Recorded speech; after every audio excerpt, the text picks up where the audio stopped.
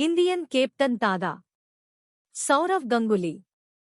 இந்திய கிரிக்கெட் அணி இதுவரையில் ஏறக்குறைய 35க்கும் அதிகமான கேப்டன்களுக்கு கீழ் ஒருநாள் போட்டி மற்றும் டெஸ்ட் போட்டிகளை இந்திய அளவிலும் உலக அளவில் விளையாடி உள்ளது.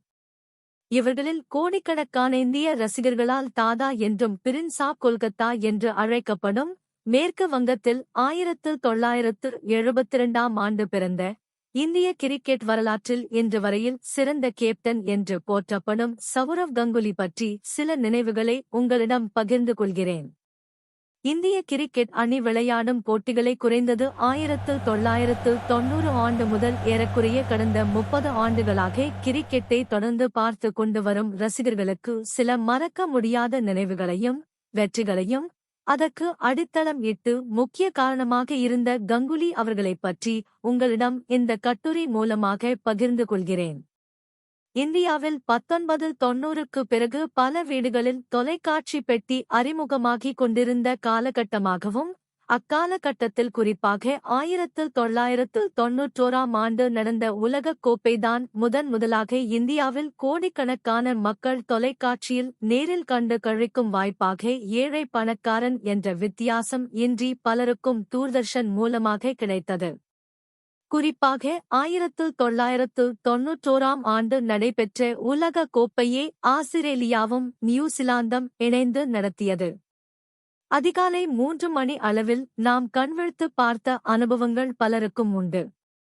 நான் ஏன் இந்த நினைவுகளை குறிப்பாக பகிர்ந்து கொள்கின்றேன் என்றால் 50-60 வயதை நெருங்கிக் கொண்டிருக்கும் மக்களுக்கு மிக பரிச்சயமாக அமைந்த உலக கோப்பையாக 1991ஆம் ஆண்டு உலக கோப்பை கூறலாம். வேகபந்து வீச்சாளர்களுக்கு சாதகமான பிச்சுகளைக் கொண்ட ஆஸ்திரேலியாவிலும் நியூசிலாந்திலும் இந்திய அணி திணறிய காலகட்டம் அது. ஆனால் அதே ஆஸ்திரேலியா அணியே அவர்கள் மண்ணில் வைத்தே பெரிய வெற்றியை முதலாக பதிவு செய்தது நமது தாதா தலைமையிலான இந்திய அணியாகும். குறிப்பாக இந்திய அணியின் பொற்காலம் 1996ஆம் ஆண்டு முதல் ஆரம்பித்தது என்று கூறலாம்.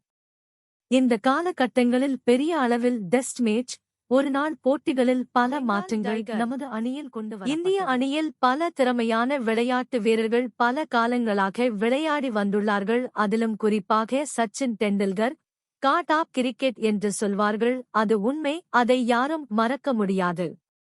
சச்சின் டெண்டுல்கர் ஒரு யூனிவர்சல் பிளேயர். சச்சின் டெண்டுல்கரை தவிர்த்து உங்களுக்கு பிடித்த திறமையான சிறந்த வீரரும் கேப்டனும் யார் என்று கூறுங்கள் என்று கூறினால் அதில் கண்டிப்பாக பல கோடி பேர் கங்குலி பெயரை குறிப்பிடுவார்கள். தொடர்ந்து 30 ஆண்டு காலமாக இந்திய கிரிக்கெட் போட்டியை கண்டு வருபவர்கள். ஏனென்றால் தனிப்பட்ட விளையாட்டு வீரரின் வெற்றியை தவிர்த்து இந்திய கிரிக்கெட் அணியின் வெற்றியை ஒவ்வொரு குடிமகனும் விரும்புவான்.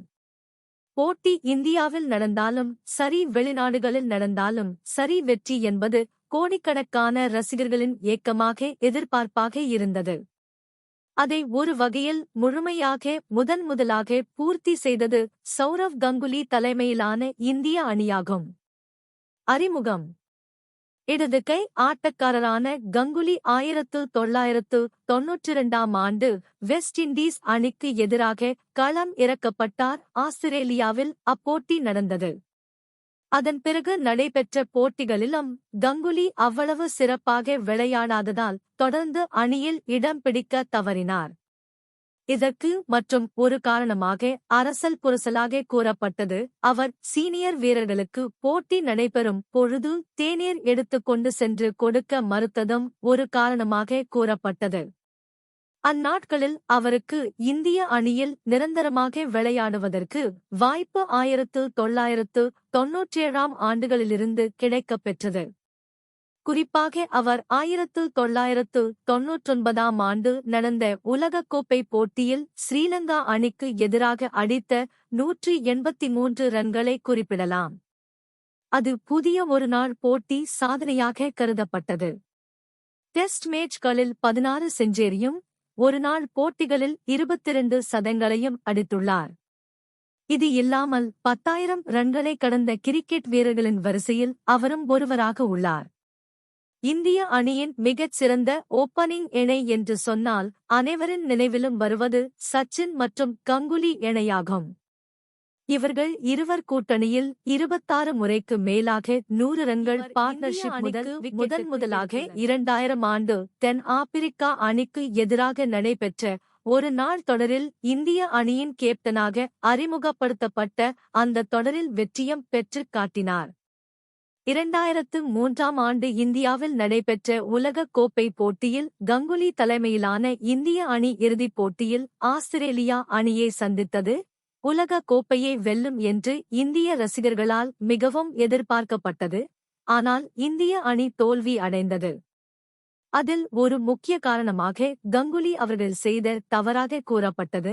டாஸ் வென்று 2வது பேட்டிங் தேர்வு செய்தது.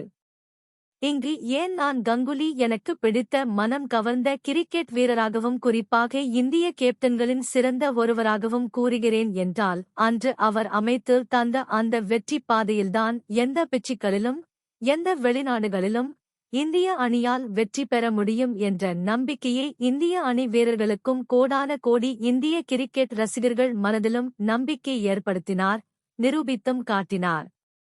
இவர் கேப்டனாக இருந்தபோது பல பரிசோதனைகளை மேற்கொண்டார். அது அப்போது விமர்சனங்களுக்கு உள்ளாக்கப்பட்டாலும் கடைசியில் அது இந்திய அணிக்கு வெற்றிக்கு முக்கிய காரணமாக அமைந்தது. இன்னும் சொல்லப்போனால் பல இளம் வீரர்களை கண்டறிவதற்கும் அவர்களை பல போட்டிகளில் விளையாடுவதற்கு வாய்ப்பு தக்க சமயத்தில் தந்து இந்திய அணியை முன்னேற்ற பாதையில் கொண்டு சென்றார். இன்று அவர் போட்டுச் சென்ற பாதையில்தான் பின்பு கேப்டனாக வந்த தோனி, விராட் கோலி மற்றும் ரோஹித் சர்மா போன்றவர்கள் அந்த பாதையை பின்பற்றி பயன்படுத்தி வெற்றி நடை போட்டுக் கொண்டிருக்கிறார்கள். புகழ்பெற்ற இங்கிலாந்து கிரிக்கெட் வீரரும் வர்ணனையாளர் Geoffrey Boycott god of offside என்று கங்குலியை செல்லமாக புகழ்வார். ஏனென்றால் அவர் ஆக்சைடு அடிக்கும் ஒரு ஷாட்டும் குறிப்பாக பவுண்டரிகள் கண்கொள்ளா காட்சியாக இருக்கும்.